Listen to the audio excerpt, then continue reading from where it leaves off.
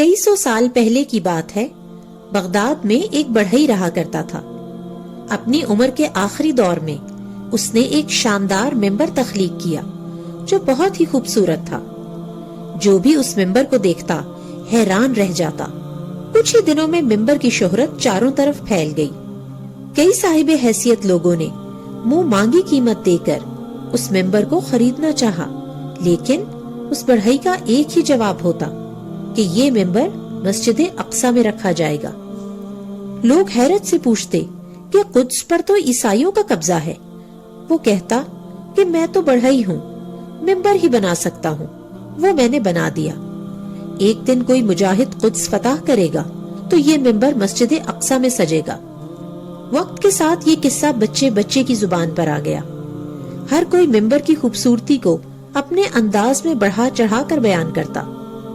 ایک 7-8 سال کے بچے نے یہ کہانی سنی، مگر اس بچے کو ممبر کی خوبصورتی سے زیادہ بڑھئی کی خواہش نے متاثر کیا۔ پھر 40 سال بعد اسی بچے کے ہاتھوں قدس فتح ہوا اور اس ممبر کو مسجد اقصی میں نصب کیا گیا۔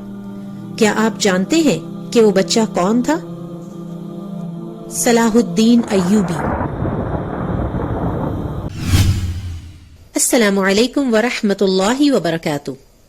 ہماری آج کی کہانی ایک کرد نوجوان صلاح الدین ایوبی کے بارے میں ہے۔ صلاح الدین یوسف ابن ایوب 1137 میں عراق کے شہر تکریت میں پیدا ہوئے۔ وہ پیدائشی حکمران نہیں تھے۔ صلاح الدین نے الکمی یعنی کیمسٹری اور ارتھمیٹک کی تعلیم حاصل کی۔ اس کے ساتھ ساتھ انہوں نے قرآن اور دین اسلام کا علم بھی حاصل کیا۔ وہ عربک اور کردش زبان میں بھی ماہر تھے۔ وہ اپنی چچا کی سرپرستی میں رہتے تھے۔ ان کے چچا شرکو نور الدین زنگی کے کمانڈر تھے اور صلاح الدین ایوبی ان کے ساتھ جنگوں میں شرکت کیا کرتے تھے۔ ان کے چچا کی وفات کے بعد نور الدین زنگی نے صلاح الدین ایوبی کو فوج کا کمانڈر مقرر کیا۔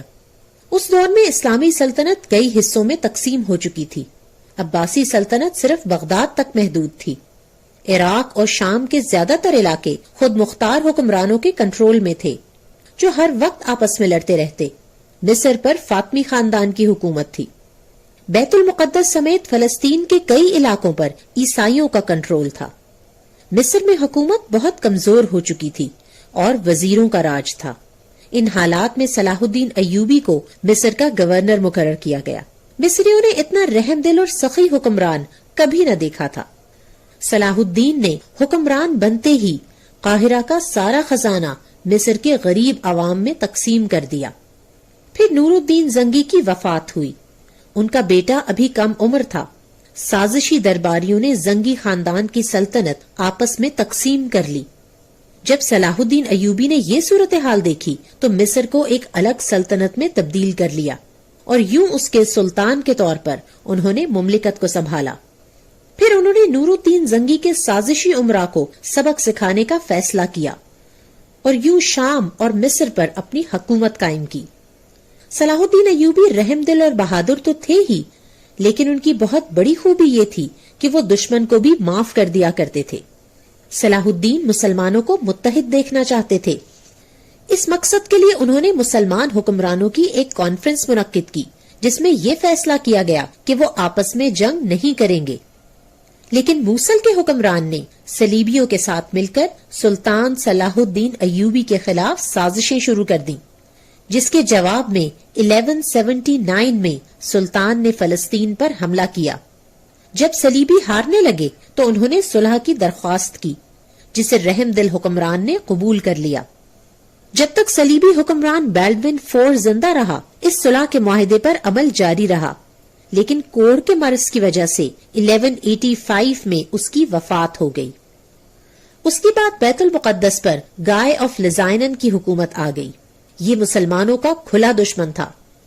اس کے دور میں صلیبیوں نے مسلمانوں کے خلاف پھر سے کاروائیاں شروع کر دیں۔ ایک صلیبی سردار ریجنلڈ نے مسلمانوں کو تنگ کرنا شروع کر دیا۔ اس سردار نے نعوذ باللہ نبی اکرم صلی اللہ علیہ وسلم کے روضہ مبارک کو تباہ کرنے کا ارادہ کر لیا اور بحری جہازوں کے ذریعے عرب ساحلی علاقوں پر حملے بھی کرائے۔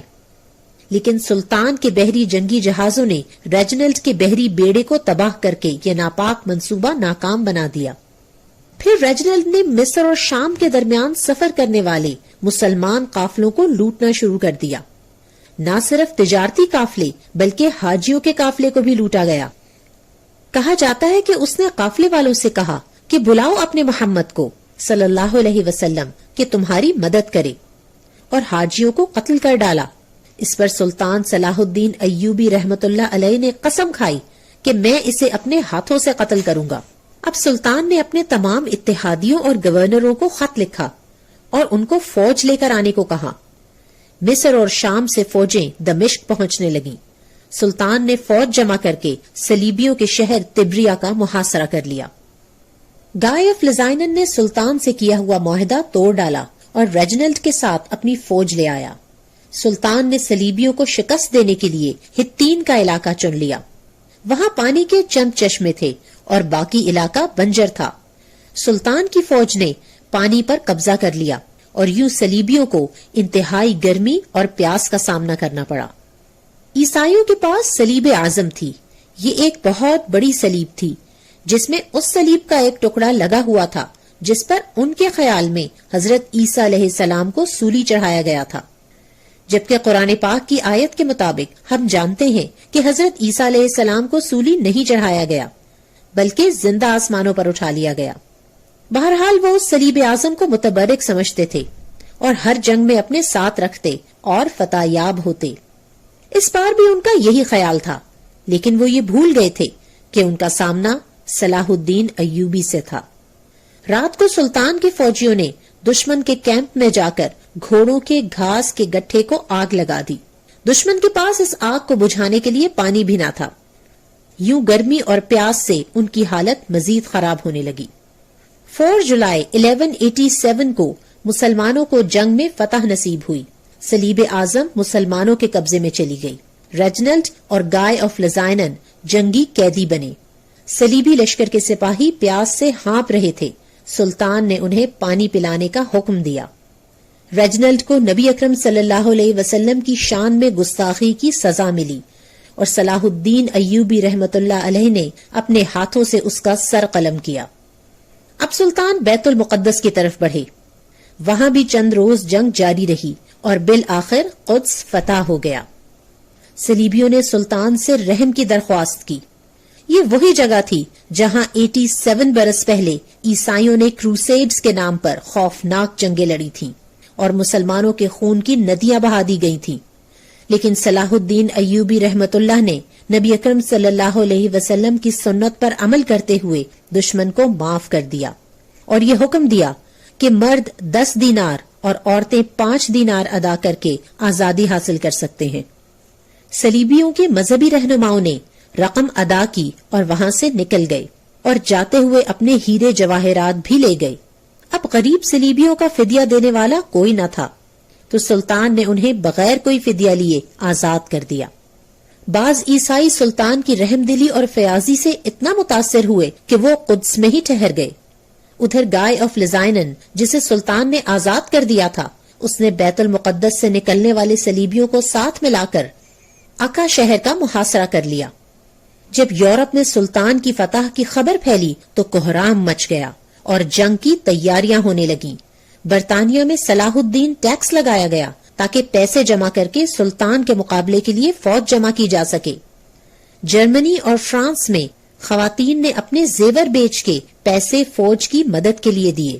چنانچہ برطانیہ کا بادشاہ رچرڈ جرمنی اور فرانس کی فوج کے ساتھ گائے آف لزائنن سے آ ملا۔ ان سب نے اکا شہر پر قبضہ کر لیا۔